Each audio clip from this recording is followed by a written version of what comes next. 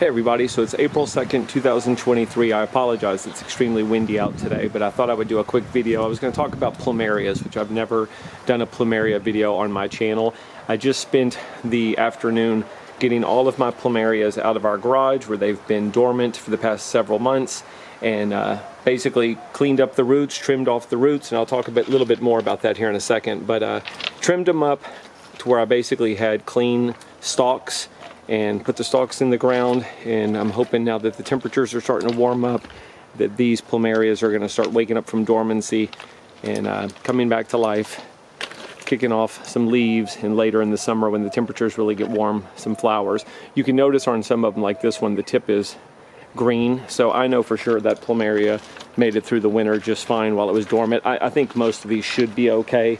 There's always that question when you get to this time of year and you bring them out, you know, did they make it through the winter? In our garage it gets really cold, even though, you know, it's better than being outside. There's not much insulation in our garage, so these things do get pretty cold in the winter time. But anyway, I've got them in the ground. I'm going to show, I've got a couple others over here.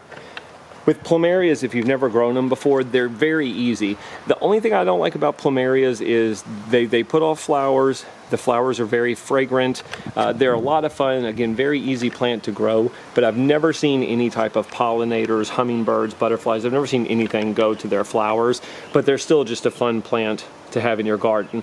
This is what they look like when I put them in the garage for the winter time, and I go with the philosophy of Black Friday to Good Friday. Around Black Friday, I pull them out of the ground no matter what the weather's like. I pull them out of the ground, throw them in the garage in a dark place. Don't give them any light, don't give them any water, just forget about them. And usually around Good Friday, I pull them out of the garage. And what I like to do is trim off all of these roots on the bottom, clean them up a little bit, and then right around Good Friday, get them planted in the ground. And basically just put them in the ground and I forget about them and just enjoy them for the rest of the spring and summer. But I'm going to trim these roots up, show what they look like, and then show what it looks like when I get this Plumeria in the ground.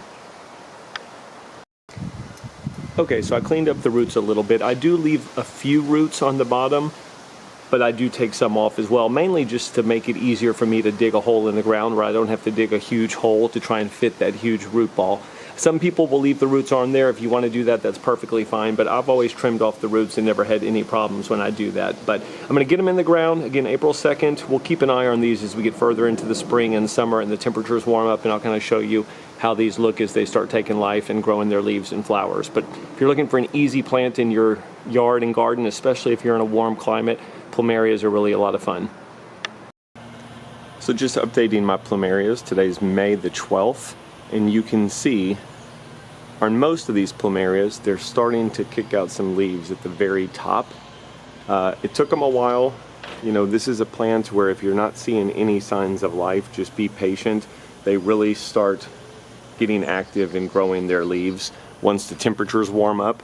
And this one's doing a few different things that I've never seen before. The tips have not grown anything, but if you go down towards the base of the stalk, it's starting to kick out growth at the base.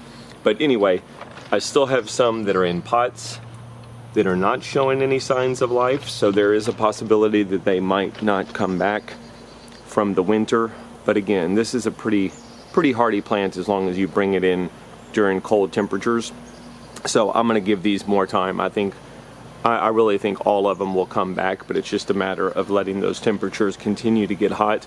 We finally started hitting the 90-degree mark, so as it's warmed up, it seems like I'm seeing a lot more growth on these, so I think that will continue as we get even further into the summer. But again, May 12th, just showing you what they look like when they start waking up and putting off new growth for the season.